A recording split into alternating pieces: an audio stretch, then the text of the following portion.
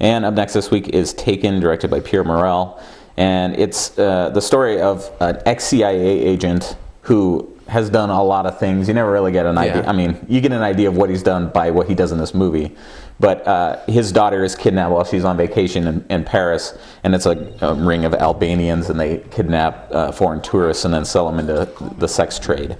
And so his daughter is kidnapped, and he has the opportunity to actually speak to the kidnappers on the phone as she's being taken, and warns them that, I'm not the sort of guy that you want to mess with, so you should just let her go. And of course they don't believe her or believe him.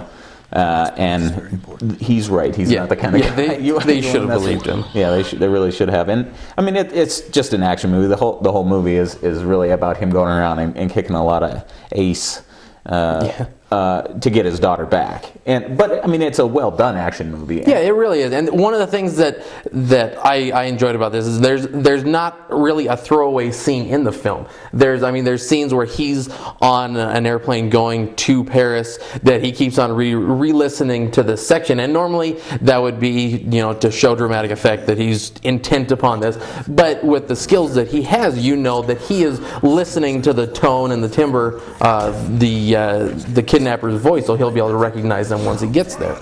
And he does recognize the guy's voice. The other guy doesn't recognize his voice, unfortunately. I mean, it's a preposterous movie.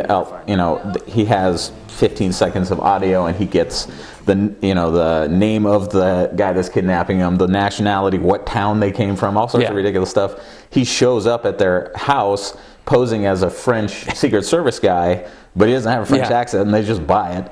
So, I mean, it's one of those movies where you have to give it a certain amount of slack, but I thought Neeson was good enough, and the action scenes were handled all very well. That okay, I'll grant it that leeway that it requires, and I still enjoyed it. So. Yeah, I mean, it was a very good kind of spy procedural for what he went through and the things that he would do, because he's not only taking on bad guys, he's taking on people who are just kind of standing in his way.